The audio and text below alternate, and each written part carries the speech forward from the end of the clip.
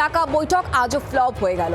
আজ তার তৃণমূল কাউন্সিলরদের সঙ্গে বৈঠক করার কথা ছিল, বৈঠক করার কথা বলা হয়েছিল, কিন্তু সেই বৈঠক আজ বাতিল করতে হয়। কারণ কাউন্সিলরদের নিয়ে একটা টানা পড়েন, দোটানা, একের পর এক কাউন্সিলর শ্রীঘরে।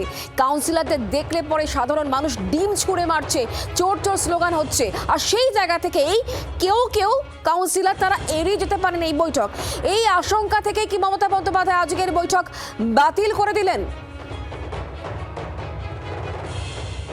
মমতা বন্দ্যোপাধ্যায় আজকে দিল্লি যাওয়ার কথা, আগামীকাল গুরুত্বপূর্ণ বৈঠক। আর তার আগে যে ছবি এই মুহূর্তে আপনারা দেখতে পাচ্ছেন, মমতা বন্দ্যোপাধ্যায় তিনি বিমানবন্দরে প্রবেশ করেছেন, সেই ছবি এই মুহূর্তে দেখতে পাচ্ছেন সরাসরি। আগামীকাল গুরুত্বপূর্ণ বৈঠক, দলের ভরাডুবির পর প্রথম দিল্লিতে মমতা বন্দ্যোপাধ্যায়ের এই বৈঠক। যে বৈঠকের উদ্দেশ্যে মমতা বন্দ্যোপাধ্যায় ইতিমধ্যেই দিল্লির উদ্দেশ্যে রওনা দিলেন, এই মুহূর্তে সেই ছবি দেখাচ্ছিলাম আপনাদেরকে। দিল্লি যাচ্ছেন মমতা বন্দ্যোপাধ্যায়। তবে আজকের যে বৈঠক ছিল কাউন্সিলরদের নিয়ে, সেই বৈঠক কিন্তু বাতিল হয়ে গেল। কাউন্সিলরদের নিয়ে যে বৈঠক, সেই বৈঠক বাতিল ইতিমধ্যেই হয়েছে। আর এই বিষয় নিয়ে লকেট চট্টোপাধ্যায় বিজেপি নেত্রীর বক্তব্য কি শোনাই। আত্মবিশ্বাস হারিয়ে ফেলেছে, পার্টিটার কিছু নেই, পার্টিটা ভেঙে টুকরো টুকরো হয়ে গেছে। মানে পুরনো তৃণমূল থেকে নতুন তৃণমূল, নতুন তৃণমূল থেকে আদি তৃণমূল, এইরকম হতেই থাকছে। বিধায়কও আসছেন না, সাংসদরাও আসছে না, কাউন্সিলররাও আসছে না। উনি পরিষ্কার বুঝে গেছেন এই দলটা তার হাত থেকে অনেক দিন আগে বেরিয়ে গেছিল, কিন্তু আজকের ডেটে দাঁড়িয়ে অফিসিয়ালি তার হাত থেকে দলটা বেরিয়ে গেছে।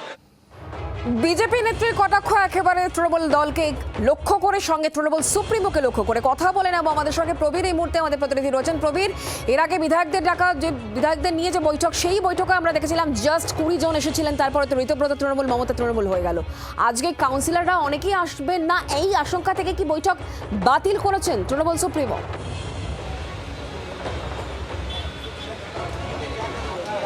দেখো, মিনিট দুয়েক হলো মমতা বন্দ্যোপাধ্যায় তিনি কলকাতা এয়ারপোর্টে এসে পৌঁছেছেন এবং আর কয়েক মিনিটের মধ্যে তিনি রওনা দেবেন দিল্লিতে।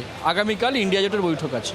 কিন্তু এই কলকাতা ছাড়ার আগে মমতা বন্দ্যোপাধ্যায় একটি গুরুত্বপূর্ণ বৈঠক ছিল, সেটা হচ্ছে কাউন্সিলরদের নিয়ে একটি বৈঠক ছিল এবং মূলত ফোকাস ছিল কলকাতা কর্পোরেশন। সেই মতো সমস্ত কাউন্সিলরকে গতকাল বলা হয়েছিল আজকে 3টের সময় তৃণমূল ভবন উপস্থিত থাকতে, কিন্তু আজকে সকালে আবার সমস্ত কাউন্সিলরকে ফোন করে বলা হয়েছে এই বৈঠক হবে না। স্বাভাবিকভাবে রাজনৈতিক মহল মনে করছেন যে এই বৈঠক বাতিল করলেন মমতা বন্দ্যোপাধ্যায়, তার কারণ মমতা বন্দ্যোপাধ্যায় আশঙ্কা করছেন যে অনেক কাউন্সিলর এই বৈঠক এড়িয়ে যেতে পারেন। তাই মমতা বন্দ্যোপাধ্যায় আগে ভাগেই সেই আশঙ্কা থেকেই এই বৈঠক বাতিল করেছেন।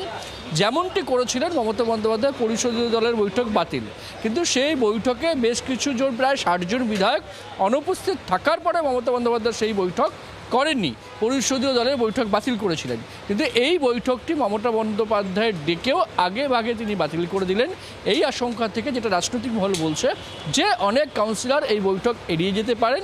এই আশঙ্কা থেকে মমতা বন্দ্যোপাধ্যায় বৈঠক বাতিল করে দিয়েছেন এবং পাশাপাশি দাঁড়িয়ে কলকাতা কর্পোরেশনের বেশ কয়েকজন কাউন্সিলর ইতিমধ্যে গ্রেপ্তার হয়েছে বিভিন্ন অভিযোগে। সমস্ত পরিস্থিতিকে সামনে রেখেই মমতা বন্দ্যোপাধ্যায় আজকের এই বৈঠক বাতিল করেছেন বলে মনে করছে রাজনৈতিক মহল।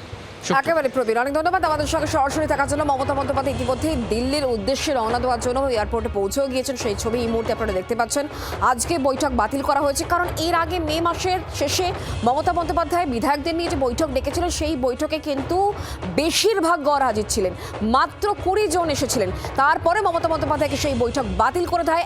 আজকেও অনেক কাউন্সিলর এই বৈঠক এড়িয়ে যেতে পারেন, সেই আশঙ্কা থেকেই কিন্তু আগে ভাগে এই বৈঠক বাতিল করা হলো। পুরো বিষয় নিয়ে কথা বলবো। সুকান্ত ঘোষ এই মুহূর্তে আমাদের সঙ্গে রয়েছেন, রাজনৈতিক বিশ্লেষক সরাসরি। সুকান্ত বাবু, আপনি কিভাবে দেখছেন?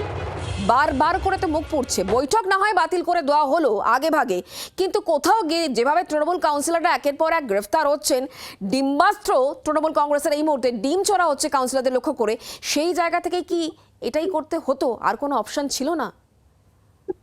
দেখো, প্রথম কথা হচ্ছে রাজ্য সরকার থেকে কিন্তু প্রথমে বলা হচ্ছে পুরো বোর্ডটা কেন ভেঙে দেওয়া হবে না।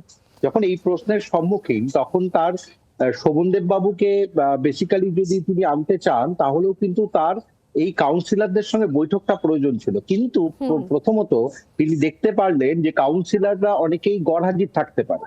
এবার তিনি যখন ইন্ডিয়া বৈঠকে যাচ্ছেন, ইন্ডিয়ার জোটের, তার আগে যদি তাদের কাছে তাদের কাউন্সিলরদের ডিম নিক্ষেপ হয় বা কোনোভাবে বিজেপি কোনো সমস্যা তৈরি করার সমর্থকরা সমস্যা করতে পারে, ওটা জনরোষ বলা যেতে পারে, বা এই ধরনের আশঙ্কা থেকেই তার মনে হচ্ছে যে ইন্ডিয়া জোটের বৈঠকের আগে এই ধরনের ইম্প্যাক্ট পড়লে তাতে কিন্তু তার জোটে এমনিই প্রাসঙ্গিকতার বিষয় কিন্তু এখন চলে এসছে।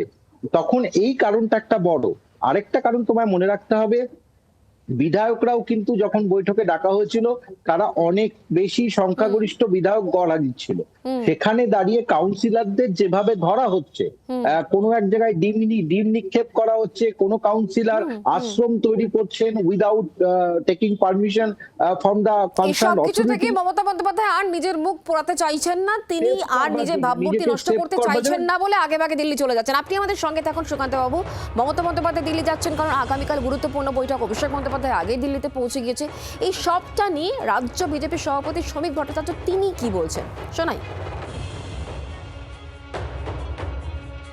শুধু অ্যাডভান্টেজ পাওয়ার জন্য রাজনীতি বিজেপি কোনোদিন করেনি। আমাদের নির্দিষ্ট মতাদর্শ, কর্মসূচি এবং আমাদের অবস্থান ভারতবর্ষের মানুষের জানা, এবং তার উপরই ভিত্তি করে আমরা রাজনীতি করেছি। এখন তৃণমূল কংগ্রেস তাদের নিজের কারণেই ভেঙে যাচ্ছে, তারাই এখন প্রশ্নচিহ্নের মুখে। যারা এখানে ডিজে বাজাবেন বলেছিলেন তারা দিল্লিতে গিয়ে বাঁশি বাজাচ্ছেন, আর তার সুরও করুন। কেন এবং কোন পরিপ্রেক্ষিতে তৃণমূল কংগ্রেস এই ইন্ডি জোটের বৈঠকটা ডেকেছে সেটাই আমরা বোঝার চেষ্টা করি। শুরুতে আমরা কথা বলে নেব, আমাদের সঙ্গে রাজীব রয়েছেন, আমাদের দিল্লির প্রতিনিধি টেলিফোন লাইনে। রাজীব, কি খবর?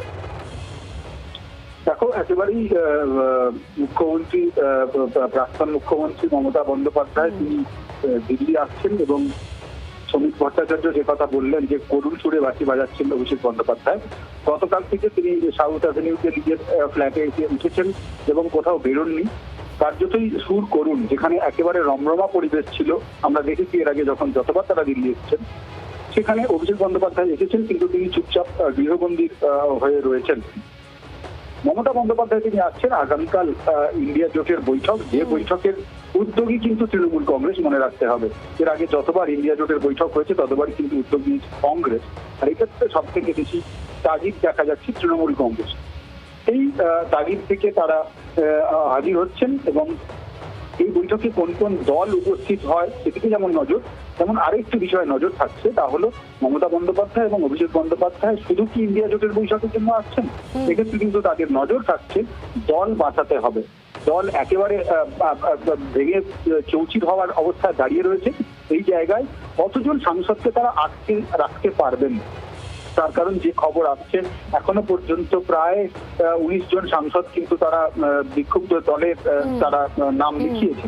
এই জায়গায় তিনি নিজে থেকে তাদের সঙ্গে যোগাযোগ করার চেষ্টা করছেন। তিনি দিল্লিতে এসে আবার তাদের সঙ্গে যোগাযোগ করার চেষ্টা করবেন। একদিকে যখন কলকাতায় কাউন্সিলরদের বৈঠক তিনি বাতিল করে দিল্লি আসছেন, তখন তাকে রক্ষা করতে হবে সাংসদদের, এবং সেই বৈঠক, যে বৈঠক আগামীকাল হবে সেই জায়গা থেকে আগামী দুদিন অত্যন্ত ক্রুশিয়াল বোঝাই যাচ্ছে। রাজীব, তুমি নজর রাখো, অনেক ধন্যবাদ আমাদের সঙ্গে টেলিফোন লাইনে থাকার জন্য। কিন্তু সুকান্ত বাবু, আমি আপনার কাছ থেকে এটাই বোঝার চেষ্টা করব, নিজের ঘর না বাঁচিয়ে মমতা বন্দ্যোপাধ্যায় দিল্লি চলে গিয়ে কি রক্ষা করতে চাইছেন, কোন মুখ তিনি রক্ষা করতে চাইছেন?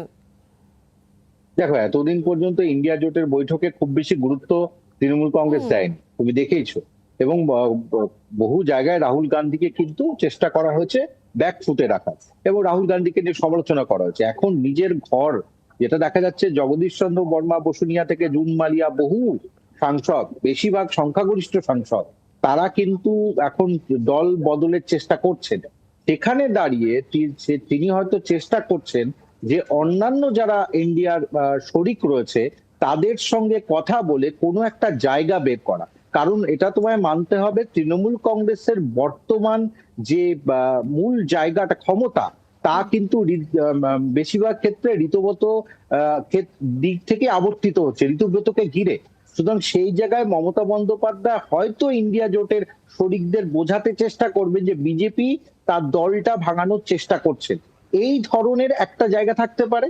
আরেকটা জায়গা থাকতে পারে দিল্লিতে থেকে, যেহেতু সাংসদরা বারবার দিল্লি যাচ্ছেন, তার খোঁজ খবর রাখা, সে কিভাবে এটা হতে চাচ্ছে বা কিভাবে এই জায়গাটা ভাঙার জায়গাটা কেন আসছে, এই বিভিন্ন বিষয়গুলো নিয়ে হয়তো অভিষেক বন্দ্যোপাধ্যায়, মমতা বন্দ্যোপাধ্যায় আলোচনা করবেন। এবং অখিলেশ কে আমরা দেখেছিলাম, তিনি অখিলেশ যাদব কিন্তু যেদিন হ্যাঁ। ফলাফলের পর তিনি কিন্তু এসেছিলেন মমতা বন্দ্যোপাধ্যায়ের সঙ্গে দেখা করতে, এবং তখন তিনি বলেছিলেন যে এটা আপনার পরাজয় নয়। সুতরাং কোনো একটি দিক থেকে সেই ইন্ডিয়া জায়গা থেকে জোটকে মমতা এখন- বন্দ্যোপাধ্যায় বা অভিষেক বন্দ্যোপাধ্যায় দিল্লিতে গিয়ে ঘর আদৌ জোড়া লাগাতে পারেন কিনা সেদিকে অবশ্যই আমাদের নজর থাকবে।